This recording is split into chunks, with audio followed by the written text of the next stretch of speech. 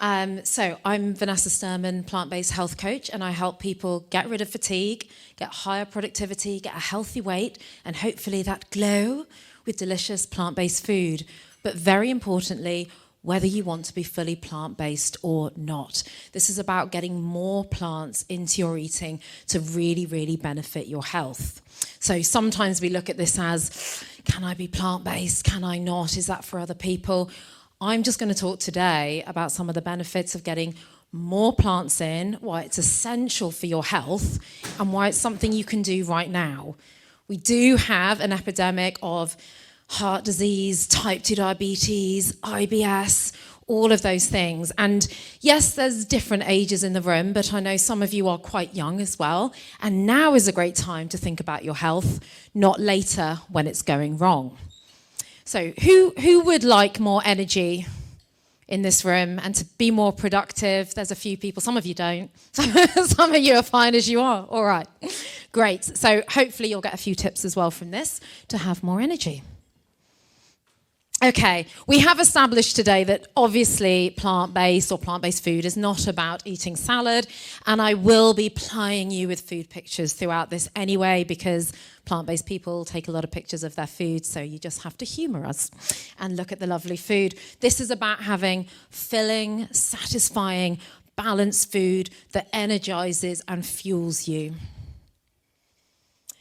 More food pictures, but very important to say here that having plant-based food does not mean tiny portions, and actually you have to think less about portion control when it comes to plant-based food and whole foods. So whole foods meaning your beans, the whole fruit and vegetable, as opposed to very ultra-processed foods. You have to think less about worrying about calories, worrying about portion control, because that food is going to fill you up and fuel you and actually help you maintain a healthy weight and actually often a healthier relationship with food. Okay, what this is not. I put a picture of cake to remind everyone that it does involve cake, and you don't have to give up any of your favorite foods. That is plant-based blondies that have raspberries and chocolate in. Okay, so what it's not a lesser choice. This is not the choice where you punish yourself or you sacrifice for the planet or the animals. This is a choice that benefits your health. So we've heard quite a lot about being kinder to the animals, kinder to our planet. That's very important, but you're not sacrificing anything. You're actually going to help your health as well. And as we know, there's chocolate cake, there's stir fries, there's burgers. You know, you're not missing out on anything. It is not a label. Who's had enough of labels a little bit in this world? Yeah, I'm getting a bit fatigued with that, even though I get rid of fatigue, by the way. Getting a bit fatigued with labels. Eating more plant-based food, picking a plant-based option. Can I borrow someone else's? Oh, I'm back on. Hello. It got annoyed with me talking about labels. You choosing a plant-based option on a menu doesn't mean I'm vegan now, and it doesn't matter. You don't have to have a label. Or if you tried veganuary and it didn't completely work out, that doesn't mean I'm a failure. It just means, all right, well, I just ate some food that wasn't plant-based, and I'll go and eat some of that cake over there that's plant-based and become more plant-based again. It really does not matter, okay? So no labels. Think about your health. Just, okay, what can I put in my body today that's going to really help me? And I'm going to explain why plants are so key. And, others today have talked about this as well, but I think it is worth repeating, that it's not an all or nothing approach, okay? So if a friend was trying to give up smoking and had a cigarette, you wouldn't go, oh, well, I knew that would happen. You're a total failure, aren't you? Yeah. You just say, it's all right, it doesn't matter. Like, you don't identify, just, tomorrow's a new day. Who cares? But you don't even have to do it the whole time.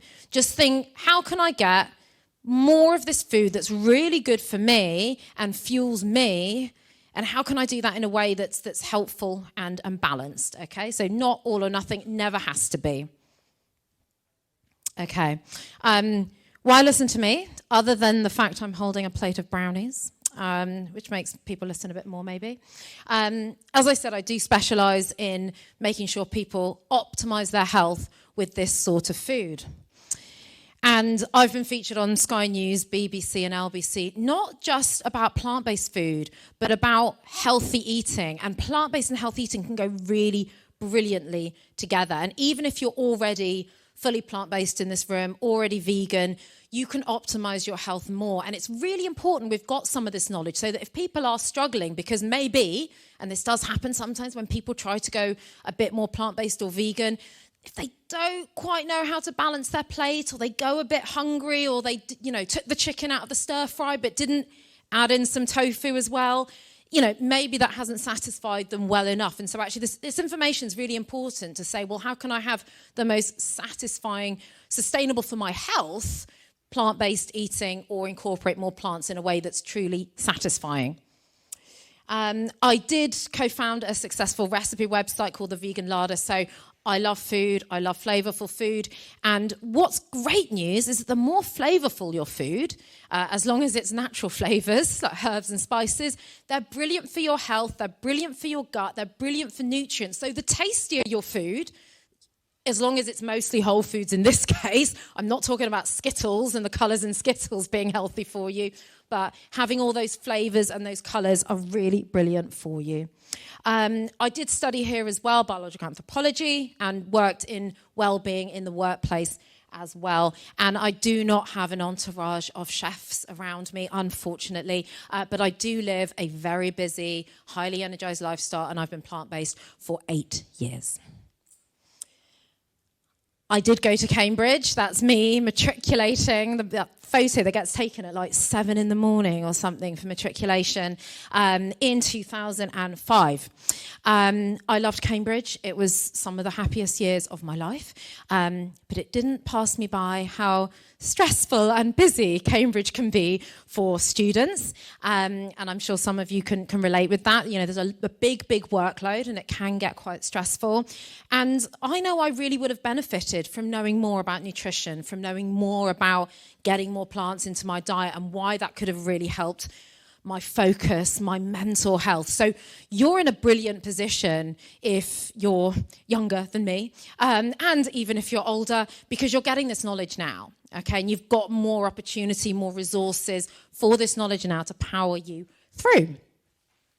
By the time I was 24, I wasn't particularly healthy, wasn't feeling particularly great, had pretty bad acne, was struggling with my weight, didn't have the energy levels I wanted, and generally didn't have a good relationship with food. And 11 years on, I am more energized, I feel so much better, I look younger, and I've got a great relationship with food. And a lot of that was down to plant-based and learning how to do that in the healthiest, most energizing way. Okay, and the health benefits for everyone else are huge. So it's not just about this person who's lost weight. It's also about getting better gut health, getting rid of inflammation. I know some of you will probably not have any kind of arthritis at this moment, but protect yourself now for the future. Protect yourself from heart disease, diabetes, all those things. It's very inspirational when someone comes to me when they're 70 for help. But I think, I wish you didn't have to. I wish you'd known this in your 20s so that you could have a sustainably healthy lifestyle, okay? And this isn't just about putting more plants in. Not about the label, but reducing some of those products like the meat, the dairy, the fish, the eggs that are going to cause issues for your gut, that are going to make you more susceptible to things like heart disease and type 2 diabetes. Getting them reduced and upping the foods that are going to optimize your health is what this is all about. So some of the benefits, I've already talked a bit about: reducing fatigue, living longer, but living a high quality life. No one wants to retire and then go, well, I haven't got energy to travel the world and do all those things I would have loved to do. Preventing disease, as I've said. It is much easier to maintain a healthy weight.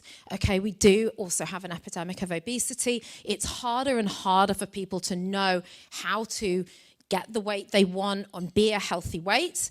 And it makes it so much easier so that you're not having a diet mentality in your head, which is awful for your mental health. We just want to eat in a way where we're satisfied and happy and not having to worry about that kind of thing. And it's great for our gut health, and I'm going to talk about that now because often gut health is a term that's thrown around, and it's actually very important to know why plants are so key. So that's some frittata, by the way, that is made with tofu and gram flour. Okay, so for a healthy gut, we need a large amount of good gut bacteria in our gut, and we need a big diversity of them. So that's population in our gut is called our microbiome. We have to feed that good gut bacteria. Bit of audience participation now. What do our good gut bacteria eat? What do they feed off? You can just shout out, fiber! They feed off fiber. So sometimes people will say, do I need to take probiotics? Think, step back. If you're not feeding them anything, they are just going to die in your gut. All right, so they eat fiber, also known as prebiotics. And fiber comes from plants. Comes from plants. It does not come from meat, dairy, eggs, or fish. There is no fiber in those. So we've got to feed fiber and a variety of that fiber to our good gut bacteria. Okay, so very quickly, because I don't want to go too much over, but impact of good and poor gut health. And this is what's really key. So for good gut health, we will get better hormonal balance. Our hormones, many of our hormones are made in the gut, including a lot of serotonin, which makes us happy. Our good gut bacteria digest food. So if you're having digestive issues, your gut health is not up to scratch, you need to be feeding it more fiber and a variety of it. This links to our mental health, our immunity, our focus. It contributes to maintaining a healthy weight. When we have bad gut bacteria, they can actually crave sugar. So it can be them going, hello, go and grab that, okay? And we can also possibly prevent all sorts of conditions. And on the flip side, the poor gut health, we're going to have hormone disruption, we're going to have poorly digested food, maybe IBS, bloating, weight gain, lack of focus. Who wants more focus? Who wants more focus? Yeah, love a bit of focus. Poor immunity. It is very linked to our mental health and depression. We can also suffer with poor skin and cravings, like I said, okay? So some more food, plant-based crab cakes made from cannellini beans and artichokes and seaweed, very, very healthy and whole foods. So the probiotics are the good gut bacteria themselves. The prebiotics is what we want to focus on, the fiber, okay? So that is why whether you care about veganism or not, you don't care about the plant-based movement, or you've got friends that don't care, their gut cares, okay? And their health should care as well. Why else is fiber great? I think this is really important. And just one more bit of audience participation. Actually, I can't promise that. There may be another bit. How many people out of 100 do you think are not getting the amount of fiber they need per day? How many? Around. Shout out. Half? Any other? 80%? 75? So it's about 80 to 90% of people. So everyone says, well, where'd you get your protein from? And I'm like, well, where do you get your fiber from? That's what is more important. Yes, we need to know where to get really good protein from. That also keeps us nice and full. It balances our meals. But fiber is so, so important. Like I said, whether you're looking to be fully plant-based or not, get this fiber into your diet. And obviously there's some brilliant options and support for you. So why else is fiber great? It's not just the gut. If that wasn't enough to convince you, by the way, of the fiber. It keeps you fuller for longer. Keeps you really, really full, all right? And that therefore helps cut your cravings. It means you don't have to run off and think, I was just trying to sit down to do this work or do this thing. Actually, you're going to be fuller for longer. Helps maintain a healthy weight. Stabilizes your blood sugar as well. It slows down the release of the blood sugar so you don't get those spikes and those dips. Oh, it's there. Oh. Keeps the colon healthier. It's going to help prevent all sorts of diseases. It's also going to help get rid of your bloating, get rid of IBS potentially, and just generally help you live a happier life. And it does help you go to the toilet more easily. So it does help prevent constipation. And I won't get everyone to put their hands up and ask who would love to go to the toilet more easily, but it has that effect, all right? Protein in your balanced eating. Okay, so I did eat that whole meal. And, like I said, you can eat bigger portions when it is healthier and whole foods. Processed food has its place as well, and we can enjoy whatever treats we want. I just wanted to mention some of the biggest sources of protein, just to remind you, if you are eating food that's plant-based and you feel like something's maybe missing, there could be a few things just to make sure you're really satisfied. Just make sure you do have tofu, whole grains, beans and lentils. Mushrooms are a great source of protein, as are nuts and seeds. There is protein in all plants, okay? There is protein in all plants. You're not going to be lacking in protein, but sometimes just knowing the ones that have that higher amount of protein is helpful as well to help you eat in a more balanced way. And obviously the most important slide is the recipe for that cake. You are welcome to that's in my Facebook group, How to Go Plant-Based. You're welcome to join that. And if you scan that, it will take you straight to the recipe once I approve you coming in, which I will do later. And that is a delicious dessert that is made, not even with oil or butter, it's made with peanut butter to make it even healthier, but also completely delicious. And you are welcome to find me on LinkedIn, Vanessa Sturman, and find me on Instagram at Energize and Thrive Plant-Based. Thank you.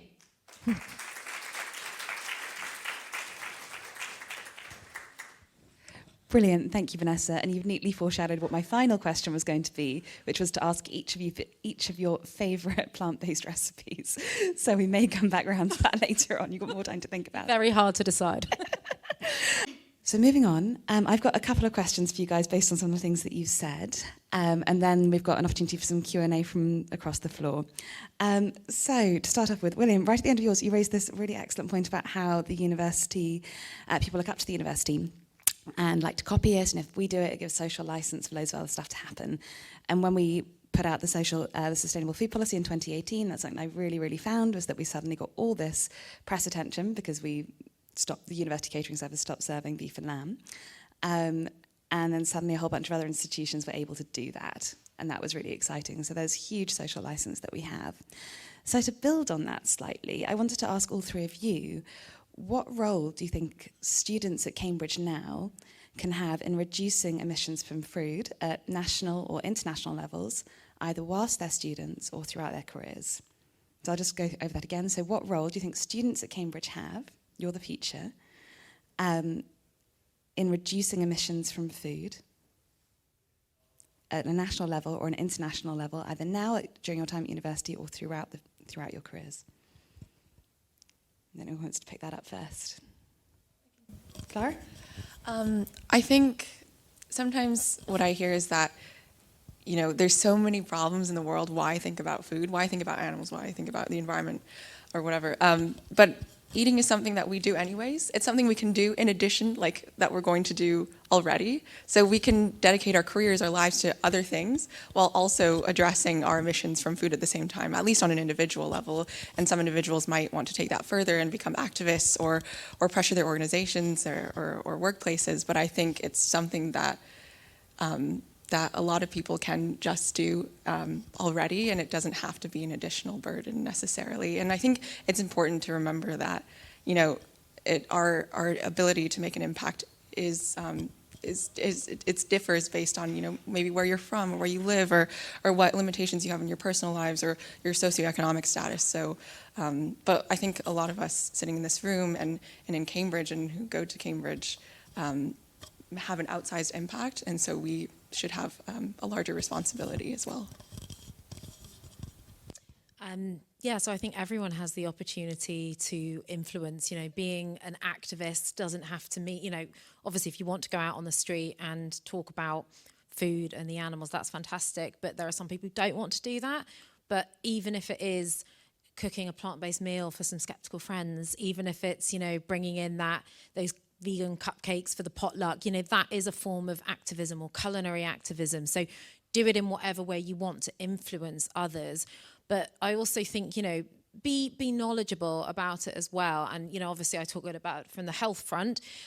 If you are able to help other people eat in a more balanced way. So if they're saying, actually, I tried and I wasn't full, maybe you need to suggest to them, maybe your portions weren't big enough. Maybe you do need, try this marinated tofu, pre-marinated from Sainsbury's, teriyaki tofu from Tofu. Maybe try that to start off. The more we can help people with baby steps, because if we're not knowledgeable enough, we can't pass that knowledge on to make it as easy as possible for people.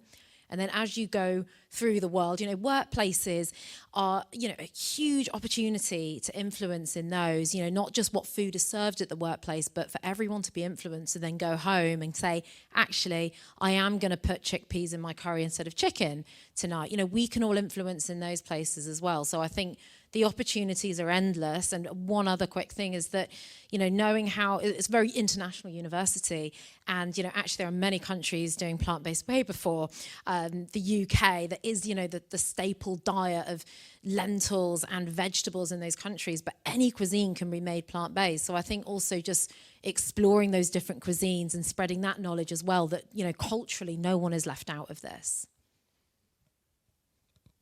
Yeah, I agree with everything said as well. Yeah, it's just sort of leading by example, and they say people do look up to the university and that sort. So yeah, whether it's even people like there's a lot of athletes at this university who like I row a lot, and then I bike, and people are surprised when I also say that I'm vegan. So like, well, how do you get enough protein or whatever? But like you just do yeah. So yeah, it's the leading by example. Brilliant, thank you. So when you were talking there, and there were some really interesting insights from all of you about how this is something that you can do alongside whatever else you're trying to do in life, that you can try and make it really normal for your friends, you can try and introduce it to skeptical friends. I certainly know that I've managed to convert my mum to oat milk over the last 6 months, which I'm very proud of. And the point about normalising it for athletes, I think, as well, is a really interesting one. To build on that slightly, and you've all kind of started to touch on this a bit, is that one of the things that I've often been challenged with is that food has huge cultural importance. It's embedded in culture, in history. The sharing of food is at the core of so many bonding ceremonies, so many ways in which we start to trust each other. And I'd be interested to hear what creative approaches that you might suggest to bring about systemic change, not just individual change, in an environment where norms around food can be really deeply held, and how can you do that in a creative way that's open, that's positive, and to try and drive that change in that kind of way? I can repeat that if that's helpful, but okay. Shall I start? So I did touch on this just before. I think it's a really excellent question, because it is an argument that people, I don't even want to say an argument, it's a fear people have. There's a lot of fear around this, and we need to give people some reassurance as well. And on the cultural side, yes, some people do say, well, meat is in my culture. But, what I say back to that, and to sort of bring people in, is, well, what's in your culture is sharing. Like you said, it's flavors, it's celebration, it's bringing the family together, it's having those chocolates at Christmas. Well, guess what? Chocolate comes from a plant. So it's really, really not about the meat or the dairy or anything like that. And actually, what does bring a lot of people round, as we know, is feeding them tasty food. So if you are, whether that is a culture that's not yours or your own culture, being able to edit a dish, just even with a couple of small changes, whether you're using oat cream instead of cream, you've still got all the elements of the sharing, the love, the flavor, the fun, all of those things are there. And I think just being able to explain and then demonstrate with that actual food at an event, actually it's just a tiny thing that's being changed, not, disintegrating a culture at all. And a reminder that so many cultures, especially, Africa, India, all of these places, the basis has always been vegetables and beans. So, we're not the first ones doing this. Yeah, I can say a little. I think I was definitely skeptical before I tried veganuary before I went vegan, that, you know, there would be some sort of cultural loss or sacrifice. But I think it's good to remember that, you know, plant-based diets have been around for thousands of years, that they're also deeply embedded in religions and cultures, and in Asia especially. My family is Chinese. This year I went home for the New Year and for Christmas, and we had all plant-based meals, and we had tofu and mushroom dumplings, and my parents are like, oh, we like this better than like the pork dumplings we used to have, and we still are able to have those really special cultural experiences together. I also think something that I really like about humanity and in general is our ability to change, like culture. Culture is not immutable. It's something that can evolve, that we can actively fight to change, especially when there's a victim involved, especially when it's harmful to ourselves, it's harmful to our planet. So I think it's good to think of like culture as not something that it has to be the same forever. It's something that we can definitely and should change. And I also wanted to say that in my research, something that is really important is that we found is that, you know, cost matters, taste matters. So if you can change those things, if you can make substitutes more accessible, like a lot of our great speakers talked about this morning, you know, that can help make overall system transitions easier, which is made up of a lot of individuals. And yeah, I think that's what I wanted to say. Yeah, I think as a non-religious British person, I'm not very well placed to talk about culture, but it's, but yeah, like you don't, like, yeah, no culture is based around specifically not eating plants. Like you can substitute things out and that sort of thing, like we've already said, and also especially the sort of religious reasons as well. Generally, I don't know, again, I'm generalizing and aren't religious, so take this with a pinch of salt, but like generally religions are about sort of being compassionate and caring and loving, and like that's not what a factory farm is. That's like, maybe it was more acceptable to eat meat when there was way less of it being eaten, but like now it's just so much worse than it was when these sort of cultures were come up with or evolved. However, yeah, sorry. And thank you all for your responses on that. So ranging from the ethical connections between food and religion to the mutability of culture, all the way through to actually really just emphasising that the important point about sharing is that everyone gets something delicious to eat. And that actually maybe is the key thing in terms of that bonding. Right, I think we've got some time for some questions from the floor. Have we got any questions? There's one at the back over there on the right. Thanks, Charlie.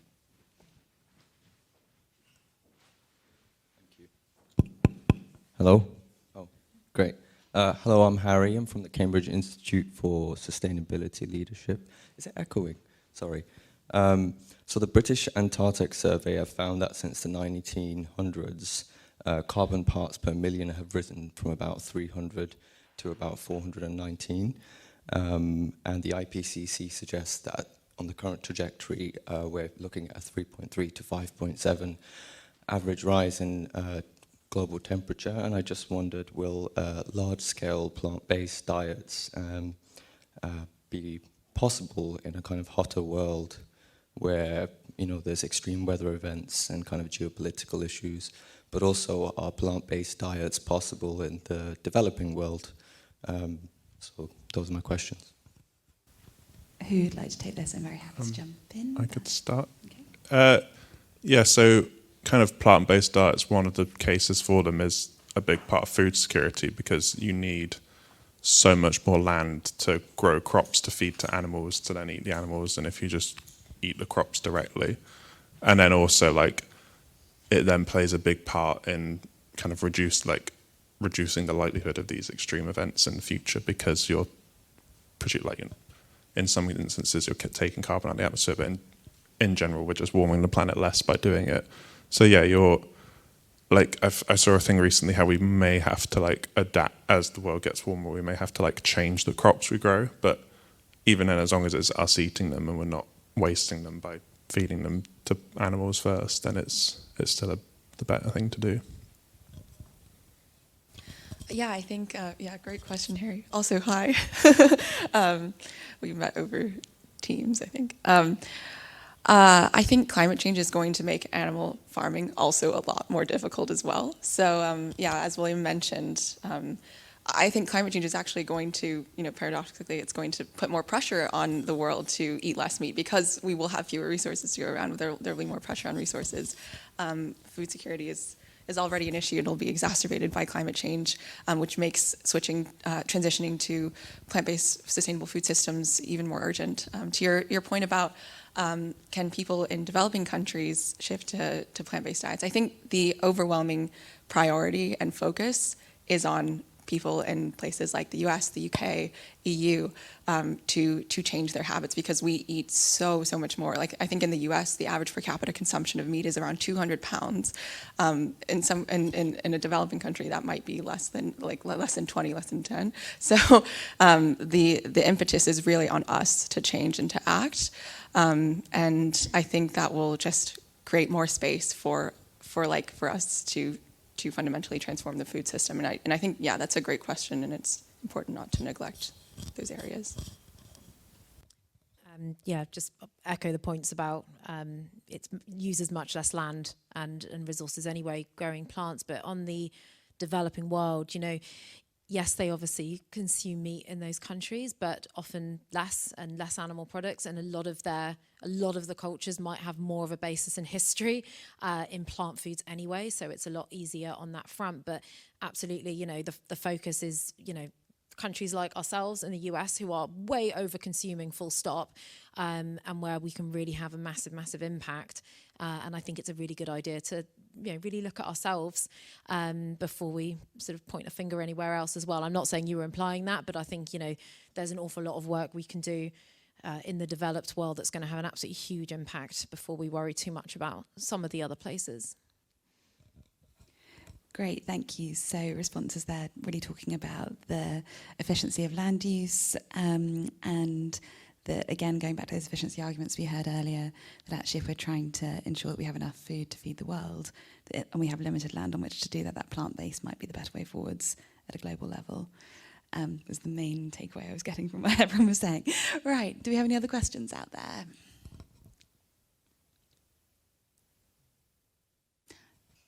Juliet, thank you. Hi, thanks all for speaking. It was all really interesting. My question is probably more directed towards Clara and Will, but I'm just wondering how receptive you have found the university, Clara to your research and Will to your campaign.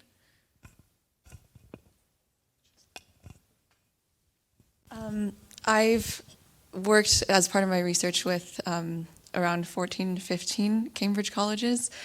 A lot of catering managers and catering staff are really open and supportive. I found, especially the ones that are participating in the research. I do think there is quite a long way to go, and I think it could really help if the university catering service and the uni set an example for them to follow.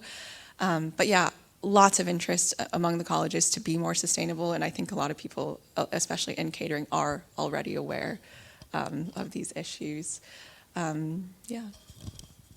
Yeah, same really. Like a lot of the sustainability team, and they're all very interested in it already. And yeah, there are some colleges that have already moved to sort of take ruminant meat off of their menus and that sort of thing. Yeah, so generally the university is quite receptive. The only kind of backlash I have when I've been speaking about it so far has been from sort of individual students of oh, don't touch slops and that kind of thing. But in general, people are quite receptive. Can I just add one thing? I think a lot of the resistance tends to come from fellows. Sorry if there are any fellows in the room. But yeah, we have a lot of work to do there, I think. But in general, students have been very open-minded, colleges as well, and I was very pleasantly surprised, especially coming from the US. Yeah, and on the fellows point, and in the run-up to, it was right before COVID, really, unfortunately, but a group of us managed to get a whole bunch of college fellows together, and we got a Michelin-starred vegan chef down from Birmingham to come and cook for them to try and create a sense of acceptability of this amongst fellows. And then COVID happened about 2 months later, and it was enormously frustrating. But I think there is a long way to go, and I think that what you said very much echoes my experiences of trying to work in this space in the university at different points over the last few years. Any other questions out there?